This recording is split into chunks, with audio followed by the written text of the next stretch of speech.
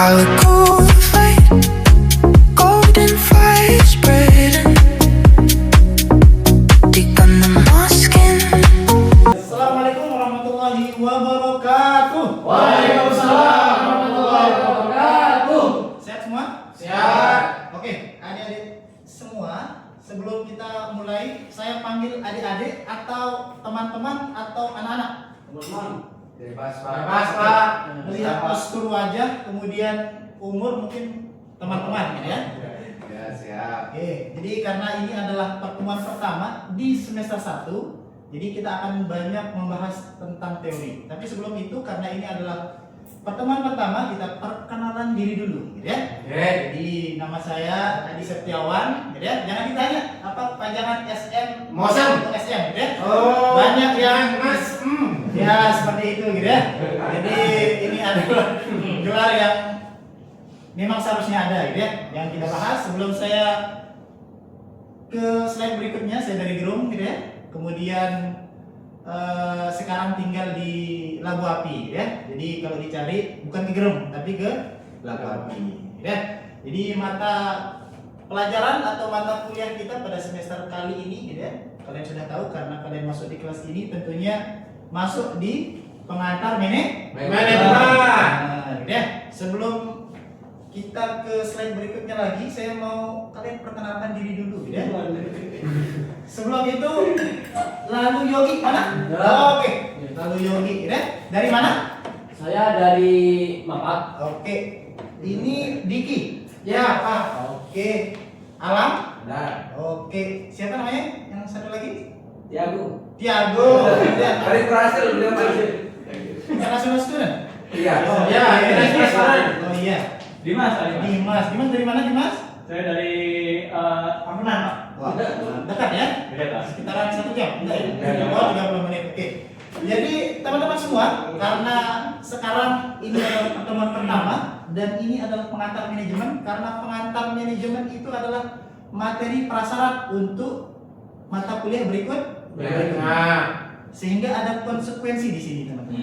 Yakni lebih banyak ke theoretical base ya, tidak ke studi kasus dan seterusnya, karena ada nanti manajemen pemasaran, SDM dan seterusnya.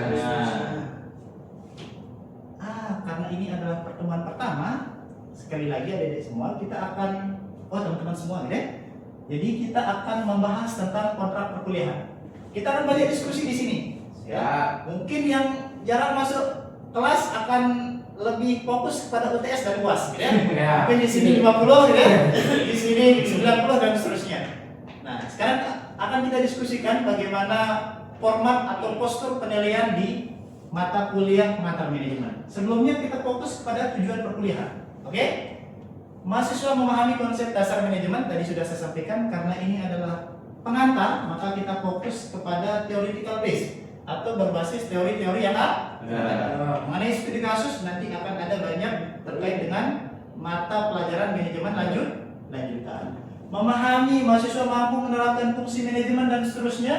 Kewajiban mahasiswa bisa dibaca, adik-adik semua, atau teman-teman semua yang ingin mengikuti perkuliahan tepat waktu dan seterusnya, sampai dengan mematuhi seluruh aturan yang telah disepakati. Tapi ada kenapa?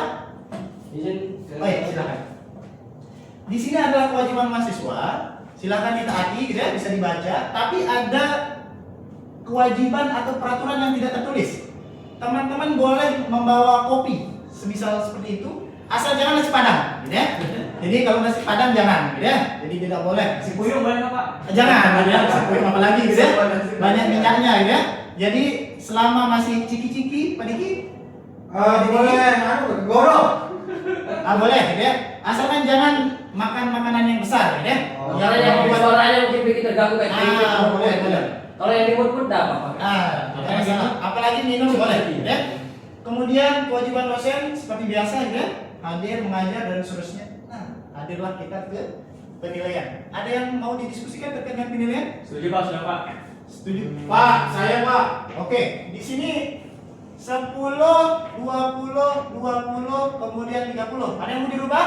Saya bolak-balik dari Bogor Timur Pak. Saya kan punya kos di sini. Jadi seperti apa maunya? Postur Jadi, penilaiannya. UTS itu 40% atau 30%. Oke, di sini 40%. Ya. Ada sanggahan, teman-teman? Pak, tampaknya jadi tidak adil Pak, penilaian hanya besar di UTS begitu Pak. Mending kalau mau diperbesar ditugas individu atau kelompok Pak. Tugas individu tutup, ambil ke yang partisipasi dan kehadiran aja di sana. Oke, gimana? Dikis apa? Saya dari Lombok Timur. Oke, kita win-win solution, kita naikin 5, kemudian yang di atas kita naikin 5, yang lainnya kita kurangi 5, ya? Ya, boleh. 5, 25, 15, 25 dan 30. Ya? Oke, boleh. Sepakat? Sepakat. Oke. Jadi sudah saya tanda tangan gitu ya. Nanti saya akan bagikan ke Kosma. Kosma sudah ada yang? Oke. Alam ya? Ya. Nanti tanda tangan di sini nanti Di layar ini Pak? nanti saya akan berikan presentasinya ya. Oke. Oke. Sebelum kita ke slide-slide berikutnya, teman-teman semua, maka ada beberapa refleksi pertanyaan awal ya terkait dengan pengantar Manajemen. Refleksi pertama adalah apa yang Anda ketahui tentang manajemen? Ada yang pernah baca terkait dengan manajemen atau pernah dengar? Manajemen itu pengaturan. Oke, ada yang lain? Manajemen itu Anu Pak, Men, itu men. tor monitor Pak. Oke, sangat kreatif dan inovatif jawabannya. manajemen. Men dan Laki-laki dan gentleman. Dia misalkan berapa Lombok Timur Pak. jadi Ya, manajemen, Pak. karena tidak boleh menyalahkan mahasiswa, mungkin saya kurang baca literatur terkait Iya. itu, ya. Spiderman dan teman. Ya. Kemudian pertanyaan kedua, tadi Alam bilangnya apa tadi? Pengaturan. Oke, pengaturan. Nice. Nanti kita akan kupas lebih dalam. Siapa yang lebih benar Pak? Saya, Pak. Ini Pak, Saya. Anu, saya minta tolong. Dia minta tolong. Tadi saudara ini dia keluar minta saya jangan pakai bahasa Indonesia kurang paham kan dia dari luar. Pak. Sedikit pakai bahasa Inggris itu lah sedikit. Oh iya. Menurut Tapi saya dari Anda- Lombok. Ya. Ya. Enggak tahu saya bahasa Inggris nanti. Oke, kita Ya, bahasa sedikit Indonesia saja. saja. Kita dapatkan gitu. Oh, iya. Nanti kita akan Bahasa Inggris mix macam- sedikit ya. Ya. Indonesian and English ya. Yes. Menurut Anda mengapa planning itu penting dalam mencapai suatu tujuan? Jangan dijawab, nanti kita akan kupas. Kemudian menurut Anda keterampilan apa saja yang harus dimiliki oleh seseorang manajer yang baik, gitu ya? Nah, ini boleh dijawab. Apa kira-kira? Saran dalam Apa pertanyaannya? Apa pertanyaannya? Keterampilan yang dimiliki oleh manajer yang baik. dia punya banyak muka. Dia harus punya uang. Banyak uang, oke. Ada yang lain? Banyak muka, banyak kaki. Banyak muka, banyak kaki. Yogi ini kayaknya literaturnya agak jauh. Ya? Dia enggak mengatur Pak. Dia dari MDT. Oke. Jadi kita ini ya. Sebenarnya kita diskusi santai. Ya. Tenang saja deh semua. Ya. Apa harapan Anda setelah mempelajari mata kuliah pengantar manajemen? Ya nanti saya akan tanyakan di akhir, gitu ya, terkait dengan harapan apa yang kalian bisa ungkapkan setelah mempelajari terkait dengan pengantar manajemen. Bukannya di depan Pak, biar Bapak bisa mengetahui nanti mengikutnya harapan kita ke belakang. Ah boleh dah. Ya Bisa, Pak. boleh. Silakan. Silakan. Apa? Terkait dengan harapan pembelajaran manajemen. Saya berharap ngerti aja Pak. Oke, Karena saya kuliah terpaksa Pak, disuruh orang tua. Pak, itu dulu Tiago. Jago. Oke, oh Tiago, sorry. Nah, terkait dengan pengantar ilmu manajemen, adik-adik semua, maka kita mulai dari definisi. Kalau teman-teman sudah membaca, ada banyak istilah atau banyak terminologi, banyak definisi dari Josh Robin, kemudian Mary Parker, kemudian ada yang siapa lagi? Peter Parker. Ya, Mary Parker. Dan Marijuana. lainnya gitu ya. Ada 4 fokus utama dalam pengertian atau definisi atau terminologi dari manajemen itu sendiri, gitu ya. Di sini saya sudah intisarikan. Yang pertama yakni manajemen adalah proses satu perencanaan. In English apa? Planning. Kemudian pengorganisasian. In English apa? Organizing. Kemudian pengarahan. Directing. Kemudian pengendalian sumber daya organisasi untuk mencapai tujuan secara efektif dan efisien. Tadi adik-adik semua, atau teman-teman semua, dalam membicarakan manajemen atau mendiskusikan manajemen, ada hal yang tidak boleh terlewatkan. Kata-kata akhirnya apa? Efektif dan efisien. Tanggapan Bapak gimana? Negara kita katanya itu Pak efisien. Oke, Gimana? gitu ya. Nanti karena ini adalah pengantar, nanti kita akan bahas studi kasus ke yang lebih dalam. Yogi ini soalnya anak abah pak. Tidak apa-apa, gitu ya. Bagus. Karena haji Bapak saya. Nah, untuk tujuannya ini ada semua, gitu ya. Kata kuncinya efektif dan efisien. Semua proses itu harus efektif dan efisien. Nah, karena tadi kita sudah membahas definisi, gitu ya, terkait dengan apa itu manajemen, maka kita pergi ke dimensi atau fungsi utama dari manajemen. Jadi kalau adik-adik atau teman-teman semua ditanya apa itu manajemen, tutup mata, gitu ya, langsung jawab POAC atau POAC, gitu ya. Oh, saya kirain Pau bener lagi. Jadi Pak. proses planning, organizing, executing, and Controlling. agar efektif dan efisien dalam mencapai tujuan, gitu ya. Ada ini penjelasannya. Fungsi planning menentukan tujuan, organizing mengatur sumber daya, executing menggerakkan dan memotivasi anggota organisasi, kemudian controlling atau pengawasan atau pengendalian yang kita kenal di bahasa Indonesia, mengawasi dan mengevaluasi pelaksanaan pekerjaan. Ini adalah dimensi atau fungsi utama dari semua, ya. Jadi ada dimensi yang lain, ya, yang dikembangkan oleh para ahli yang lain. Seperti itu. Sebelum itu mari kita tonton sedikit video dari semua terkait dengan, maaf ini ada apa namanya? Pak, udah zuhur Pak. Kenapa delegasi Oke. wewenang itu penting? Karena pekerjaan jadi lebih cepat, efisien, dan manajer bisa fokus pada tugas utama. Misalnya, seorang manajer meminta staf menyusun laporan keuangan. Walaupun tugas dilimpahkan, tanggung jawab akhir tetap ada pada manajer. Delegasi yang baik membutuhkan kepercayaan, arahan yang jelas, dan pengawasan. Pertanyaannya, teman-teman semua, apa pentingnya manajemen bagi manajer? Untuk menjalankan 4 fungsi tadi Pak. Ada yang lain? Untuk bisa bekerja dengan baik. Oke, Yogi mungkin ada jawabannya. Biar bisa jadi guide yang benar karena ada tulisan guiding itu. Berarti Oke. biar bisa manage Ya. banyak penumpang itu. Pada intinya adalah pengelolaan organisasi yang Baik. baik, gitu ya, karena ada unsur-unsur dari persiapan sampai evaluasi seperti itu. Nah, di sini ada tingkatan manajemen atau manajerial dalam organisasi, lembaga atau sejenisnya seperti itu, gitu ya. Jadi divided into 3 group, gitu ya. 3 grup, gitu ya. Yang pertama ada namanya top manajemen, gitu ya. Jadi kalau di piramida itu paling atas itu yang paling berkuasa, seperti itu ya. Yang tengah-tengahnya, the middle, itu yang mengawasi yang paling bawah, yang paling bawah mengawasi yang paling bawahnya lagi. Di sini ada 3 bagian, teman-teman semua. Yang pertama top manajemen atau biasa kita kenal di film Cina biasanya apa? CEO. Nah, itu dia, CEO, gitu ya. Ada yang tahu kepanjangannya apa? Ada yang tahu kepanjangannya apa? Chief Officer. Itu Pak. Executive Officer, Officer. ya.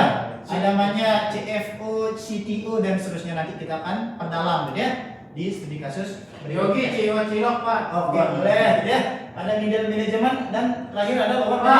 midenya kok warna agak coklat itu. Manajemen, gitu ya. Oh, tidak masalah, oke. Berarti sering main amplop coklat ya yang di tengah-tengah. Ya, seperti itu, gitu ya.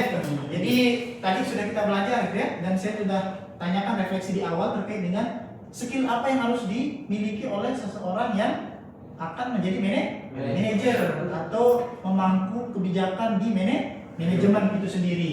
Yang pertama ini technical skill atau skill teknik, gitu ya. Jadi bisa kerja cepat dan seterusnya, gitu ya. Kemampuan teknis bidang pekerjaan, kemudian human skill. Nah, ini yang banyak terkait dengan interpersonal skill, gitu ya. Ada yang tahu interpersonal skill? Ngolah itu dia, ya. Kanda dinda seperti itu, gitu ya.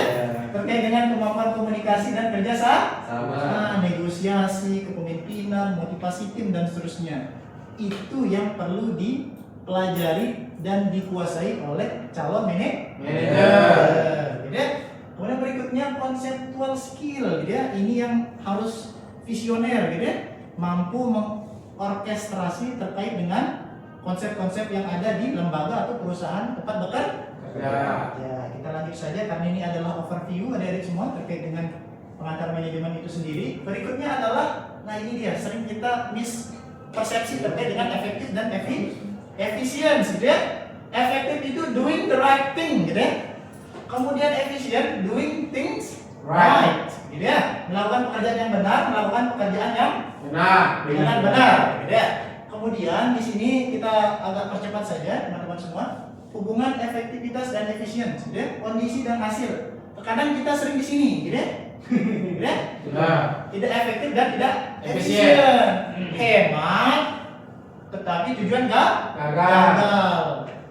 Terkadang tujuannya tercapai, tapi indikatornya diturunkan karena terlalu hemat, seperti itu. Jadi banyak kita ingin mencapai suatu tujuan, karena dana kita sedikit, kita turunkan indikatornya. Jadi yang lebih tepatnya adalah efektif dan efisien.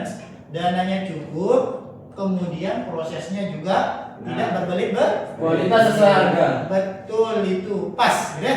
Kualitas sesuai harga, gitu ya. Kemudian di sini tidak efektif, tidak efisien, kinerja buruk. Berikutnya terakhir ini adik-adik semua, teman-teman semua, penerapan manajemen dalam kehidupan sehari-hari, dan ini akan menjadi tugas teman-teman semua, gitu ya.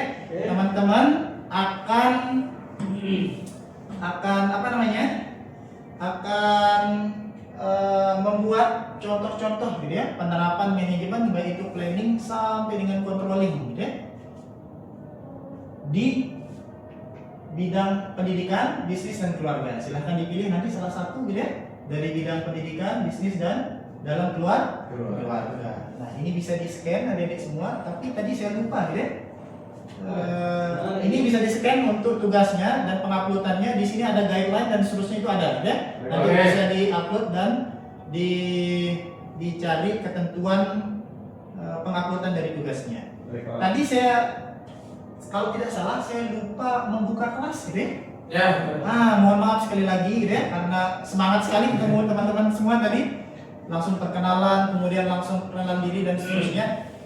Agar kita tidak hilang barokah adik-adik semua, marilah kita buka dengan sama-sama melafazkan basmalah. Kok keras sekali?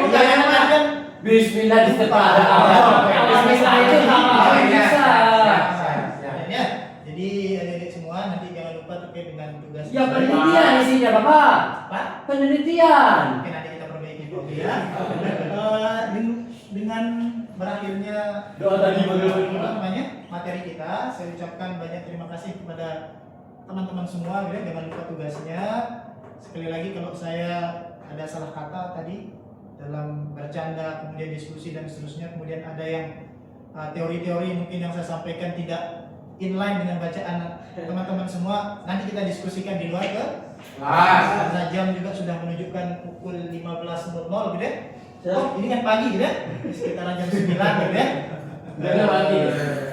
Kita akhiri karena ini pembelajaran 3 SKS cukup, gitu ya, 2,5 jam.